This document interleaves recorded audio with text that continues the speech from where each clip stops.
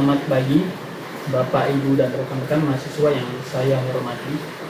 Perkenalkan, saya Zidan. Hari ini saya ingin mengajak kita semua merenungkan sebuah persoalan yang sebenarnya sudah kita rasakan setiap hari, yaitu perubahan iklim. Coba bayangkan, saat kita bangun pagi dan udara terasa jauh lebih panas dari biasanya, atau ketika harga sayur dan buah tiba-tiba naik karena cuaca tak menentu.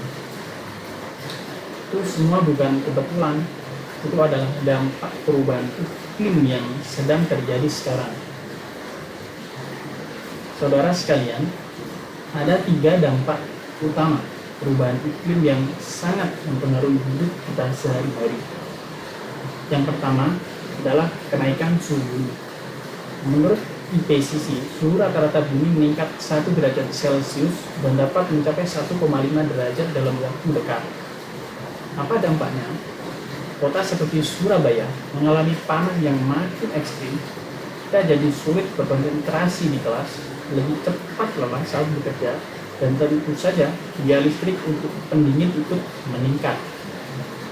Jadi, ini bukan sekedar cuaca panas, ini mempengaruhi kesehatan, kenyamanan, dan pengeluaran kita. Kemudian yang kedua, dampak terhadap kesehatan. WHO mencatat peningkatan penyakit tropis seperti demam berdarah dan malaria hingga 10-20%. Selain itu, resiko kematian akibat panas ekstrim bisa meningkat 2-3 kali lipat. Dalam kehidupan sehari-hari, artinya kita bisa lebih sering sakit, aktivitas terganggu, dan biaya kesehatan bertambah.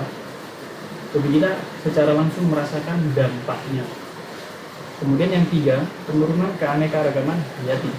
Menurut WWF, populasi satwa liar dunia telah menurun hingga 60% sejak 1970. Perubahan iklim juga menurunkan hasil pertanian di banyak negara. Itulah sebabnya harga pangan naik, ketersediaan sayur dan buah turun, dan lingkungan sekitar kita seperti sungai dan tanaman hijau semakin terancam. Meski masalahnya besar, bukan berarti kita tidak bisa berbuat apa-apa. Ada langkah-langkah sederhana yang kita dapat lakukan mulai hari ini. Yang pertama adalah kurangi plastik sekali pakai. Bisa bawa tas belanja sendiri. Kemudian gunakan sepeda, berjalan kaki, atau kendaraan ramah lingkungan. Hemat energi dan dukung penggunaan energi terbarukan. Gunakan medsos untuk menyebarkan kesadaran positif tentang lingkungan. Hal kecil yang dilakukan banyak orang akan membawa perubahan yang sangat besar.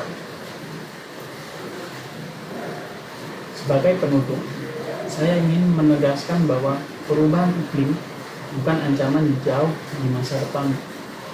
Ini adalah realitas yang mempengaruhi kesehatan, ekonomi, dan lingkungan kita hari ini.